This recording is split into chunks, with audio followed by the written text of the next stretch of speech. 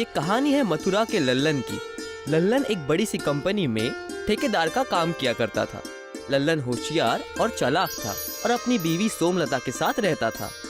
Tiffin दे दो, मुझे काम के लिए बहुत देर हो रही है। मैं कब काम पर जाऊंगा? अगर सब ऐसा ही चलता रहा तो एक दिन की तनख्वाह कट जाएगी मेरी। ओफो, दे रही हूँ। मेरे कोई 4-5 हाथ थोड़ी ना है जो मैं नहीं दूंगी। ये लो, लेकर जाओ, ठूस ठूस कर खा लेना। मैं इसलिए कहती हूँ कि नौकरी छोड़ दो और मेरे साथ कारोबार करो, लेकिन आप हो कि मेरी बात ही नहीं सुनते। धंधे का कोई ठिकाना नहीं होता। नौकरी अच्छी है, कम से कम एक किस्म का तनख्वाह तो जेब में आ रहा है ना। अब मैं क्या कहूँ, जैसा आपको ठीक लगे। लल्लन अपने ऑफिस के लिए चला जाता है और वहाँ जाकर देखता है कि भीड़ लगी हुई है। इतनी भीड़ यहाँ पर कैसे? क्या हो गया आखिर? जाकर देखता हूँ। लल्लन वहाँ जाता है और जाकर देखता है कि वहाँ एक बोर्ड टंगा हुआ है। कंपनी घाटे में जाने के वजह से सबको नौकरी से निकाला जा रहा है, यानी कि हम सबको नौकरी से निकाला जा चुका है। हाय हाय, मेरी बेगम बच्चों को कौन संभालेगा? मेरे खानदान का क्या होगा? बिना कुछ नोटिस दिए, बिना कुछ किए ये कैसे हमें नौकरी से निकाल सकते हैं? पिछले कई सालों से हम कंपनी में काम कर रहे हैं। नौकरी से निकाले जाने की फिक्र में लल्लन अपने घर बेहद उदास होकर आता है। लल्लन को उदास देख उसकी बीवी उससे कहती है, आप बेहद परेशान लग रहे हैं। मसला क्या है? और ये क्या, टिफिन भी वैसी की वैसी ही है, इससे भी आपने नहीं खाया? सुबह तुम मजाक कर रही थी, वही बात सच हो गई। मुझे नौकरी से निकाल दिया गया है। सिर्फ मुझे ही नहीं बल्कि सारे एम्प्लॉइज को नौकरी से निकाल दिया गया है। क्या कहा आपने? आखिर ये कैसे मुमकिन है? इतने सालों से आप वहाँ काम कर रहे हैं और ये अचानक नौकरी से निकाल देना, ये तो बेहद गलत है। ये तो बहुत बड़ी नाइंसाफी है। कुछ समझ नहीं आ रहा, अब मैं क्या करूं? कहाँ जाऊं? किससे मदद मांगू? जो काम आप कर रहे थे ये और कहीं भी नहीं है। हमें ही कोई और दूसरा रास्ता निकालना होगा। मैं बिल्कुल समझ रहा हूँ। क्यों ना तब तक हम धंधा कर ले, समोसा बेचने का। तुम समोसा बेहद अच्छा और लजीज बनाती हो। ये तो आपने मेरे मन की बात कह दी। हम ऐसा ही करेंगे। मैं समोसा बनाऊंगी और आप गांव-गांव जाकर उस समोसे को बेचना। सोमलता और लल्लन दोनों ही समोसा बनाने का काम करने लगते हैं। सोमलता अपने हाथों से समोसा बनाने लगी और लल्लन उन्हें एक बड़े से ठेले पर रखकर और बेचने के लिए निकल पड़ा। आज हमारा पहला दिन है। मालिक से दुआ करना कि सब कुछ अच्छा ही हो। आप उसकी फिक्र मत करिए, सब अच्छा ही होगा। लल्लन अपने कस्बे से दूसरे कस्बे जाकर समोसे बेचने लगा। समोसा, गरम गरम समोसा, जो खाए मुस्कुराए, जो ना खाए वो पछताए। अरे अरे, वो देखो, लगता है नया समोसे वाला आया है। चलो जाकर खाकर देखते हैं। खुशबू भी अच्छी आ रही है। चलो आज तो पेट भर के खाऊंगा। और आज के समोसे के पैसे मैं दूंगी। हाँ, ये समोसे मेरी तरफ से। मुझे जो नौकरी मिली है ना, उसी की पार्टी। लल्लन के पास लोगों की भीड़ उभर आई। देखते ही देखते उसके सारे समोसे पहले ही दिन के कुछ ही घंटों में खत्म हो गए। लल्लन बड़ा खुश था, लेकिन दूसरी ओर बाकी समोसे और फरसान के कारोबारियों का नुकसान होने लगा। तब सोमनाथ और नितिन एक दूसरे से कहने लगे, इस समोसे वाले के वजह से आज मेरा एक भी समोसा नहीं बिका है। पूरे पैसे बर्बाद। तुम्हारे तो समोसे है, मेरी तो पूरी दुकान फरसान की है। ये अचानक आया कैसे हमारे धंधे पर ठप लगाने के लिए? सोमलता, सुनती हो? कहाँ हो तुम? बड़े खुश नजर आ रहे हैं जी। क्या बात हो गई? ये देखो, ये रुपए। हमारे सारे समोसे केवल 2 घंटे में ही बिक गए। सच कहा था तुमने। अगर नौकरी करता तो इतने पैसों में महीने भर में भी नहीं कमा पाता। अब कल तो मुझे ज्यादा समोसे बना कर देना, मैं उन्हें भी बेच दूंगा। आमदनी ही आमदनी होगी। जी, ये भी कोई कहने की बात है। मैं और ज्यादा और लाजवाब समोसे बना कर दूंगी। सारे पैसे लल्लन ने सोमलता को दे दिए। अगले दिन के लिए सोमलता ने कई सारे समोसे बनाए और उन्हें लिए लल्लन दोबारा उसी कस्बे में बेचने निकल पड़ा और वहाँ ठेला लगाकर बेचने लगा। ऐसे ही लल्लन को कुछ दिन हो गए समोसा बेचते हुए। तब नितिन और सोमनाथ ने तय किया इस लल्लन का कुछ करना पड़ेगा। मेरे पास नशीली दवाई है, उसके समोसे में यही मिला दो। तुम उसकी फिक्र मत करो, मैं जाकर उससे बात करूंगा। इतने में तुम उन समोसे में दवाइयाँ मिला देना। सोमनाथ और नितिन उसके दुकान के पास जाते हैं। तब सोमनाथ लल्लन का ध्यान भटकाता है। अरे लल्लन भाई, वो देखो, वहाँ उस गरीब कुमार के यहाँ मिट्टी के सामान उठाने हैं। तुम चलोगे? सिर्फ मुझसे नहीं होगा, बड़ा वजन है। अरे सोमनाथ भाई, ये भी कोई कहने की बात है? चलो, कुमार चाचा की उम्र भी तो हो गई है। सोमनाथ लल्लन को लेकर कुमार चाचा के घर चला गया। मौका मिलते ही नितिन ने उसके समोसे में नशीली दवा मिला दी। दूसरी तरफ लल्लन वहाँ जाकर देखता है कि सोमनाथ उसके साथ है ही नहीं। तब वो कुमार चाचा से कहता है, चाचा क्या हाल चाल? मैंने सुना है कि कोई बहुत भारी चीज उठानी है। इस बूढ़े की दुकान में क्या भारी होगा बेटा, तुम्हें किसी ने बुद्धू बनाया है। हो सकता है सोमनाथ भाईजान का मजाक हो, लेकिन आप परेशान क्यों लग रहे हैं? कोई बात है क्या? तब उस चाचा ने अपना हाल बताया और कहने लगा, पिछले कई दिनों से कर्ज का मारा हूँ। मैंने खाना भी पिछले हफ्ते खाया है। ये भी कोई कहने की बात है चाचा? ये लीजिए कुछ रुपए, जब आपके पास आ जाए तब मुझे वापस लौटा दीजिएगा। एक वक्त मैं भी आप ही की तरह परेशान था, लेकिन अब मैं बिल्कुल खुश हूँ। तुम्हारा बहुत बहुत शुक्रिया बेटा। लल्लन उस बूढ़े चाचा को पैसे देकर जा ही रहा था कि उन्होंने उससे कहा, जाने से पहले मैं तुम्हें एक सच्चाई बताना चाहता हूँ कि ये सोमनाथ और नितिन ने तुम्हारे समोसे में नशीली दवाई मिलाई है। मैंने उन्हें बात करते हुए सुन लिया था। तुमने मेरी मदद की, इसीलिए मैंने तुम्हें बता दिया। नशीली दवाएं? आखिर क्यों? ताकि तुम्हारा धंधा चौपट हो जाए। चाचा ने उसे सारी बातें बताई और कहने लगे, तुम्हें एक तोहफा मेरी तरफ से, ये रखी हुई मिट्टी को ले जाओ। इस मिट्टी में ऐसा क्या है चाचा?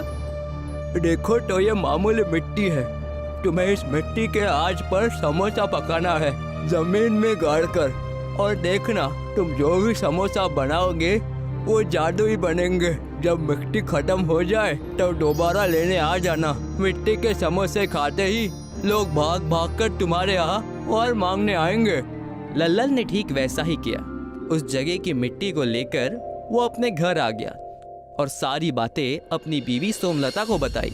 मिट्टी का समोसा? ये क्या है जी? इसे तो मैं भी बनाना चाहूंगी। तो फिर देर किस बात की? इस जादुई मिट्टी से जादुई समोसे बना दो। सोमलता ने समोसे में आलू और मसाला भरकर तैयार रख दिए। लल्लन उस मिट्टी को गड्ढे में डालने लगा और वही समोसे को गाड़ कर लकड़ियों में आग लगा दी। आग की तपती आंच में समोसे पकने लगे। उसकी खुशबू चारों ओर फैलने लगी। खुशबू तो बेहद अच्छी और बेहतरीन आ रही है। ये समोसे बेहद बहुत लाजवाब होंगे। मुझसे तो रहा नहीं जा रहा। जादुई मिट्टी के बने हुए समोसे बहुत ही लजीज थे। उन मिट्टी के समोसे को लेकर लल्लन बेचने निकला। मिट्टी के समोसे ले लो, मिट्टी के समोसे ले लो। मिट्टी के समोसे क्या है भाई? लगता है चलकर खाना ही पड़ेगा। मैं भी जाकर खाऊंगी। मिट्टी के समोसे सुनते ही सब मिट्टी के समोसे खाने के लिए लाइन में लग गए और लल्लन का बहुत ज्यादा धंधा होने लगा। ज्यादा धंधे के चलते नितिन और सोमनाथ को अपनी दुकान बंद करने पड़ी और लल्लन के मिट्टी के जादुई समोसे बहुत ज्यादा चलने लगे और लल्लन और उसका परिवार खुशी खुशी रहने लगा। जैसलमेर नगर में टूरिस्ट प्लेस के पास समीर अपनी अम्मी के साथ एक झोपड़ी में रहता था। वो अपने अब्बू के गुजर जाने के बाद बेहद गरीबी की जिंदगी बिता रहा था। वक्त बीतने पर समीर धीरे धीरे बड़ा होता है और फिर जब वो 15 साल का हो जाता है। अम्मी, क्या हम लोगों का इस दुनिया में कोई नहीं है? ना ही हमसे कोई रिश्तेदार मिलने आता है और ना ही हमें कोई फोन करता है। बेटा, है तो बहुत लोग, लेकिन सिर्फ कहने के लिए। कहते हैं ना, सुख के सब साथी हैं, पर दुख में कोई साथ नहीं देता। अम्मी, मेरे सब दोस्त कहते हैं कि तुम्हारा तो इस दुनिया में कोई भी नहीं है। तुम लावारिस हो। नहीं बेटा, मैं हूँ ना तुम्हारे लिए। तुम परेशान मत हो, हमारे दिन जरूर बदलेंगे। फिर उन लोगों को तुम भी जवाब दे पाओगे। हाँ अम्मी, सही कहा आपने। चंपा लोगों के घरों में काम करके 2 वक्त की रोटी जुटा पाती थी। समीर इस बात से बेहद परेशान होता है। फिर एक दिन वो नदी के किनारे बैठकर सोच रहा होता है। तभी वो नाव की सवारी कराते लोगों को देखता है, तो वो भी ये करके पैसे कमाने की सोचता है। अरे चचा, मुझे भी ये नाव चलानी है और पैसे कमाने हैं। हाँ तो नाव खरीद के ला और चला। अरे चचा, इस नाव को खरीदने में कितने पैसे लगते हैं? ज्यादा नहीं बेटा, बस 20,000 रुपए लगेंगे। खरीद लो। चाचा, ये तो बहुत ही ज्यादा है मेरे लिए। मैं कहाँ से इतने सारे पैसे लेकर आऊंगा? क्या आप मेरी मदद कर देंगे? मुझे कुछ दिनों तक अपनी नाव पर ही काम करने दें, फिर मैं पैसे जुटाकर अपनी नाव खरीद लूंगा। समीर के ऐसा कहने पर नाव वाला सोचता है कि अगर इसको सिखा दूंगा तो मेरी बिक्री कम हो जाएगी, और ये तो नौजवान लड़का है और मुझसे भी तेज काम करके ज्यादा पैसे कमाने लगेगा, फिर मेरी नाव पर कोई नहीं आएगा। ये सोचकर वो कहता है, अरे बेटा, तू अभी छोटा है, नहीं चला पाएगा, और पहले तुझे तैरना भी सीखना पड़ेगा। तब तक कुछ और काम कर ले, पैसे भी कमा ले नाव खरीदने के लिए। ठीक है चाचा। समीर चाचा की बात सुनकर घर चला जाता है। फिर अगले दिन अपने दोस्तों को सारी बात बताता है और फिर अपने घर के हालात भी बयां करता है। वो अपने दोस्तों से कोई काम बताने को कहता है। तब उसका एक दोस्त रुपेश कहता है, भाई, एक बहुत आसान काम है। आने वाले टूरिस्ट लोगों को इस जगह के बारे में बातें बतानी है। हाँ, क्या सच में इतना आसान काम है?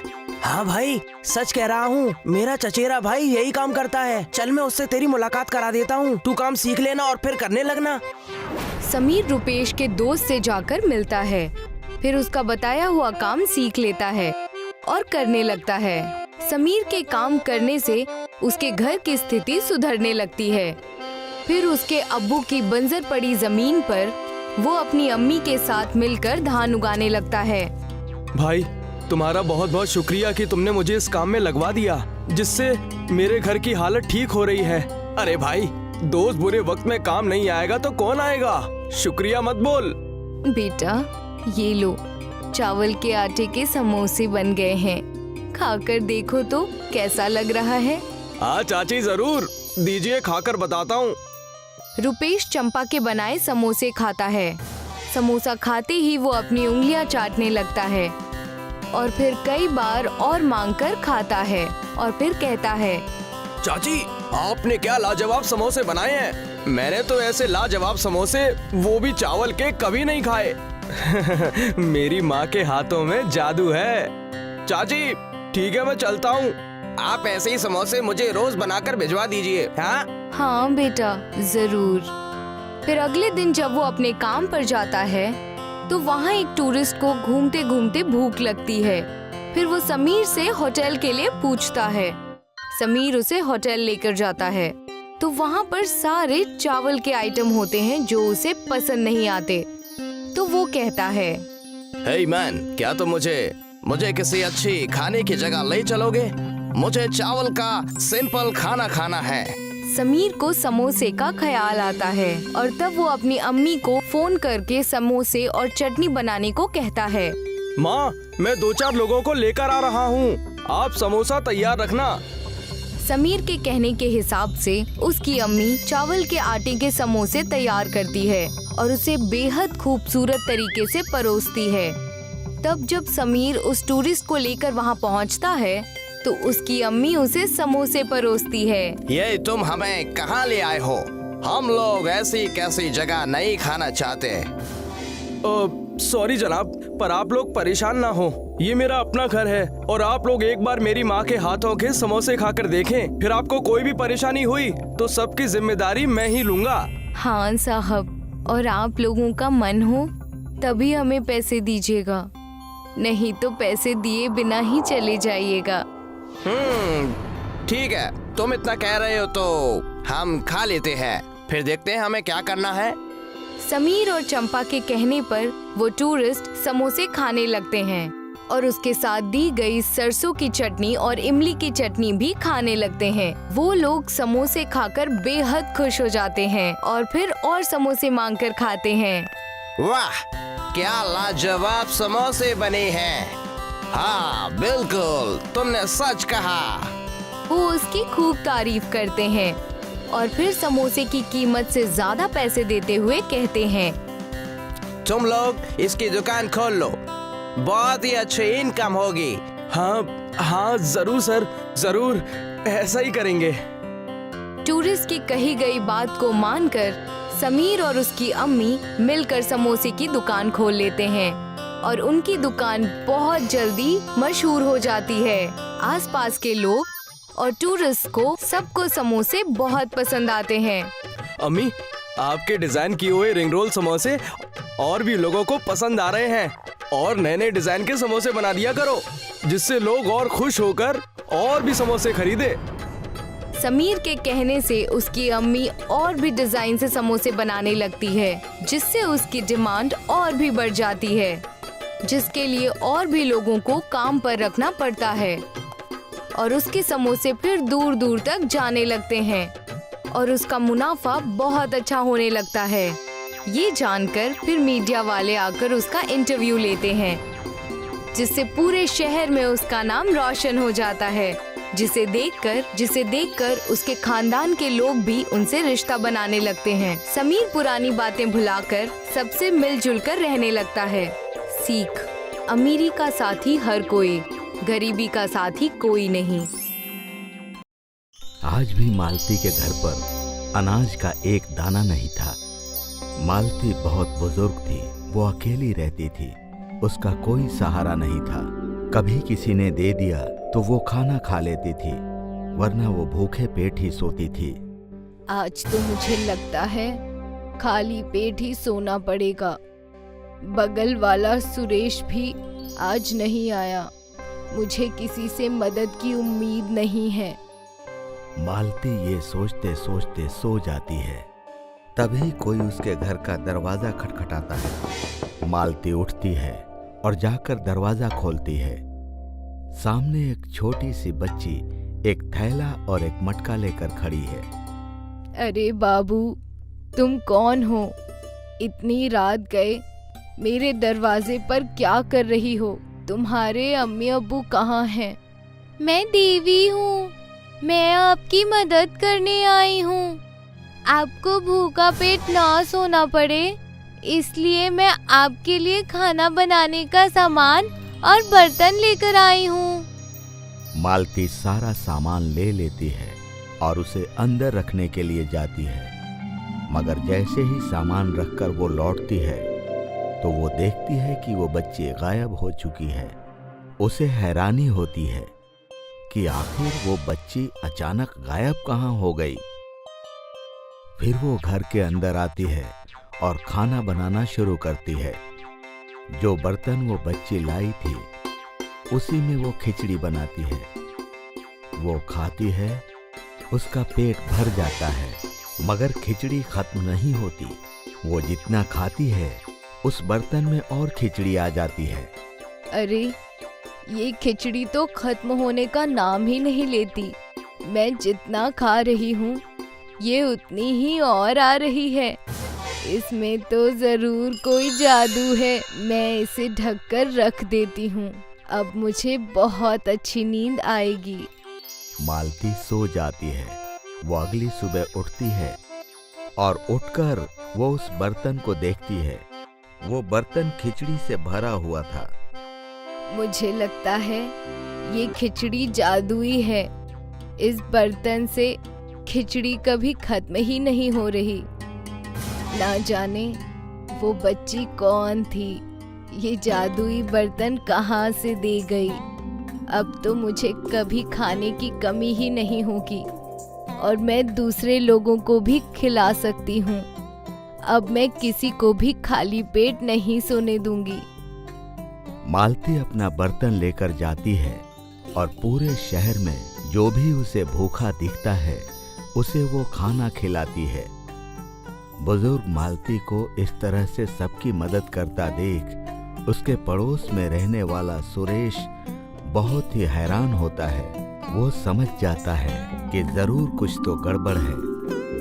रात में सुरेश मालती के घर में आने से पहले ही उसके घर में खिड़की से सहारे घुसकर छुप कर बैठ जाता है। मालती घर लौटती है। ऊपर वाले के रहम से मुझे ये जादुई खिचड़ी मिली है जो कभी खत्म ही नहीं होती। पहले मेरे खुद के खाने का ठिकाना नहीं था, अब मैं दूसरों का भी पेट भर सकती हूँ। और तो और ये खिचड़ी कितनी स्वादिष्ट है और सेहतमंद भी है। सुरेश मालती की सारी बातें सुन लेता है। खिचड़ी के बारे में सुनकर उसके मन में लालच आती है। इस बुढ़िया की जिंदगी अब कितने दिनों की बची है? ये करिश्माई मटके की करिश्माई खिचड़ी तो मेरे पास होनी चाहिए। अगर ये मेरे पास होगी तो मुझे जिंदगी में कभी काम नहीं करना पड़ेगा। मुझे कभी भी अपने परिवार के पेट पालने की फिक्र नहीं रहेगी। मैं आराम की जिंदगी जी पाऊंगा। सुरेश उस मटके को चुराने का पूरा प्लान बना लेता है। जैसे ही मालती सो जाती है तो सुरेश जहां छुपा था वहां से बाहर निकलकर वो मटका उठा लेता है और अपने घर चला जाता है। अगली सुबह जब मालती उठती है तो देखकर हैरान हो जाती है। जादुई खिचड़ी वाला मटका कहाँ गया? मैं कल यहीं रखकर तो सोई थी, ना जाने कहाँ चला गया। अब मैं लोगों की मदद कैसे कर पाऊंगी? मुझे फिर से खाने की कमी हो जाएगी। उधर सुरेश अपने घर पर मटका ले जाकर उसमें देखता है। उसमें खिचड़ी भरी हुई होती है। वो एक चम्मच लेकर आता है और जैसे ही वो चम्मच मटके में डालता है तो चम्मच खाली ही रह जाता है। खिचड़ी दिख तो रही होती है मगर उसे उठा नहीं पाता वो। अरे ये कैसा जादू हो रहा है? मैं इससे खिचड़ी निकाल क्यों नहीं पा रहा हूँ? ये तो अजीब सी बात है। उस बुढ़िया के लिए तो ये मटका ठीक काम करता था मगर मेरे पास आते ही इसे क्या हो गया है? सुरेश बार बार उस मटके से खिचड़ी निकालने की कोशिश करता है मगर वो निकाल नहीं पाता है। आखिर में उसे बहुत गुस्सा आता है और वो उस मटके को जोर से पटक देता है। जमीन पर गिरते ही वो मटका टूट जाता है। उसकी आवाज मालती के घर तक पहुंचती है। अरे सुरेश के घर से ये कैसी आवाज आ रही है? मैं जाकर देखती हूँ। जैसे ही मालती अपने घर से निकलती है तो उसे उसी रात वाली वो छोटी बच्ची खड़ी नजर आती है। उसके शरीर पर बहुत गहरे जख्म के निशान होते हैं। मालती उसे देखती है तो उसके पास चली जाती है। अरे बेटी देवी, तुम्हें ये क्या हो गया? तुम्हारी ऐसी हालत कैसे हो गई? मैं तुम्हारी कैसे मदद करूं? वो बच्ची सुरेश के घर की तरफ इशारा करती है। मालती दौड़कर सुरेश के घर पर जाती है तो देखती है कि वो मटका टूटा पड़ा है।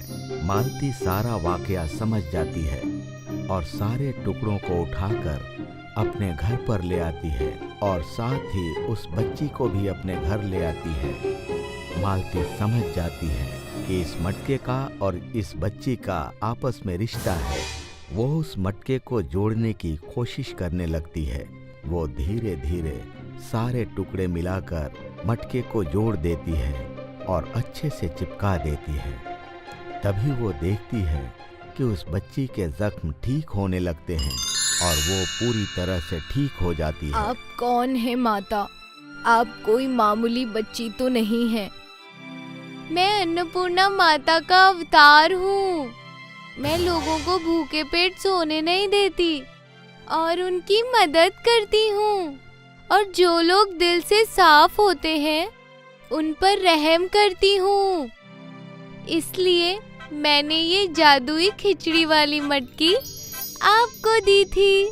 अब आप इसे हमेशा संभाल कर रखना और अपने हाथों से ये मटका जिसको भी दोगी उसके लिए भी ये इसी तरह से काम करेगा। ख्याल रखना कि किसी को भी भूखा पेट ना सोना पड़े। इतना कहते ही वो बच्ची वहां से गायब हो जाती है। मालती हाथ जोड़कर सारी बातें सुनती हैं और बच्ची के गायब होते ही देखती है कि वहां पर फिर से खिचड़ी बनाने का सामान पड़ा रहता है। वो मटके में फिर से खिचड़ी बनाती है। वो खुद भी खाती है और सभी भूखों का पेट भरती है। इस तरह वो जिंदगी भर भूखों को खाना खिलाती रहती है। सुरेश ने उस मटके को गद्दारी से चुरा लिया था, इसीलिए उसके साथ भी धोखा हुआ। सुरेश को भी इस बात का अफसोस होता है। उसके बाद वो मालती से माफी मांग लेता है।